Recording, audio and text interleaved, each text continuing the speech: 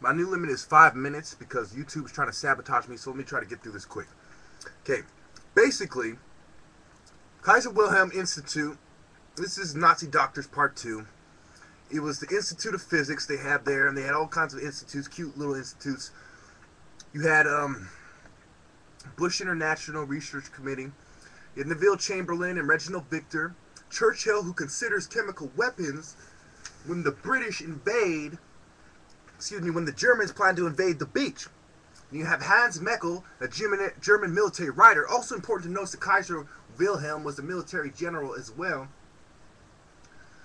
And Austria, the Austria Empire, included Italian states as well. But anyway, Lawrence Cypher, Lawrence Machine, Albert Speer, who worked under Hitler.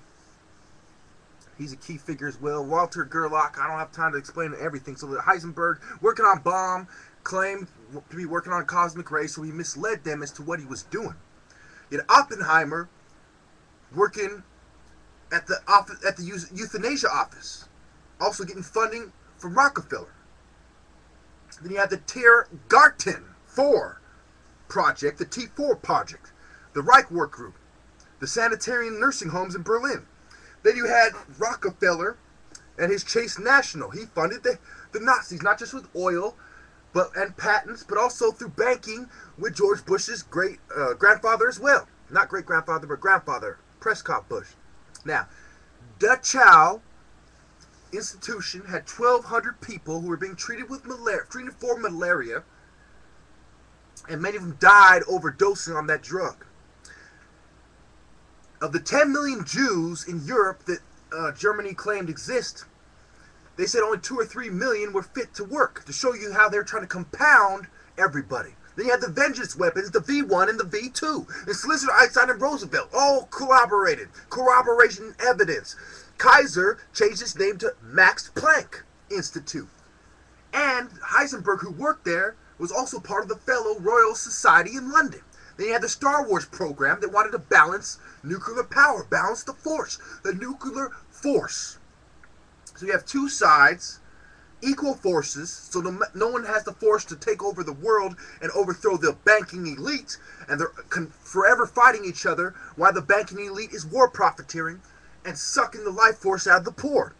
Then you had Project Overcast, which evolved into Operation Paperclip. Libya was being threatened with bombs because they claimed they had chemical weapons. So they already had planned to use a bullshit excuse on Gaddafi before. Understand what's going on. Why don't we talk about these countries like Khazaria, which turned to Kazakhstan, and Turkmenistan? Why don't we talk about them? Child soldiers in Liberia and Charles Taylor and Sierra Leone. Why don't they talk about the blood diamonds like that movie? Why isn't it taught in your history class? Why is only people interested in Africa aware of stuff like that? Because they want you to look at it from their point of view, which is inferior to mine. All points of view are inferior to mine, period. Because when I was 2 years old, I knew what was going on. When I was 5 years old, I was complaining about what's going on. When I was 15 years old, they made me a political prisoner for not wanting to follow the rules of scum after I had been supervised by scum like Mrs. Sullivan. Look at those Zionist scum right there.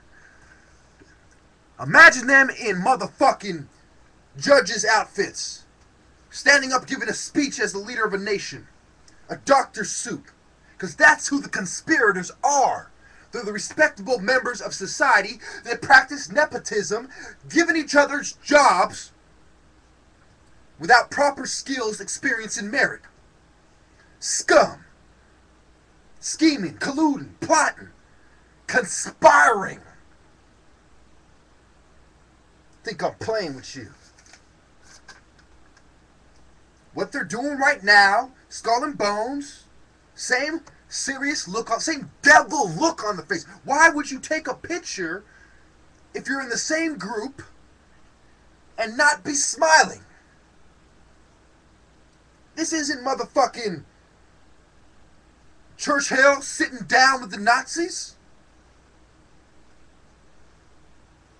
You're supposed to be on the same side. You're all the same race. Why? Because you know you're traitors, and the work you're doing is for scum.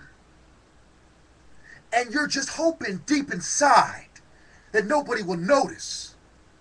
That is what your body language reveals. The way you're sitting like Masonic scum in the picture, just like the skull and bones, making the symbol of compass.